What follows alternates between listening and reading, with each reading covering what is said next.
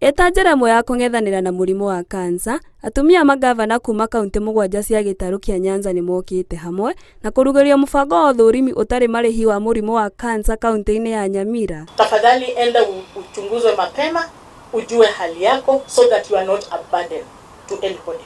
Because inafikanga ile stage yenye kweli unakuwa ni burden kwa familia. Makiaria me mwena wa Ekerenyo, atumia a magavana maugĩte mũrimũ wa kansa ũngĩmenyeka ũtatheremete no ũhono, makiongerera atĩ gũkũrĩkana kwa mũrimũ ũyũ tene nĩ gũgũteithĩrĩria kũnyihanyihia thogora wa ũrigitani na ikuũ. Early detection means that it increases your chances of survival.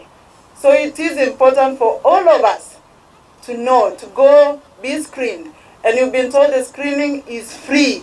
It is only you to come out, talk about it, encourage others, tell your friend to tell a friend. Mũtumia wa gavana wa Nyamira Emily Nyaribo orĩtie arigitani gũthiĩ na mbere gũthomithia mũingĩ bata wa ũthũrimi wa mũrimũ ũyũ wa kansa, makĩria kansa ya nyondo na kansa ya njĩra ya ũciari.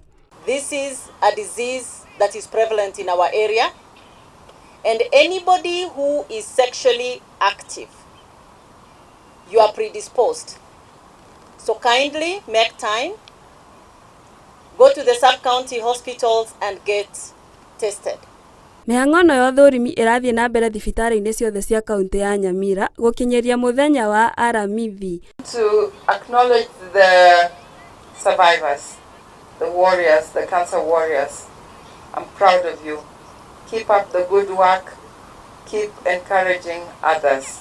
Your testimony that we can survive.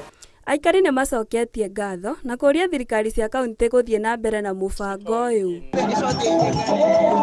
Kĩribotera Inooro TV, njĩtagwo Alice Njoki wa Wanderi.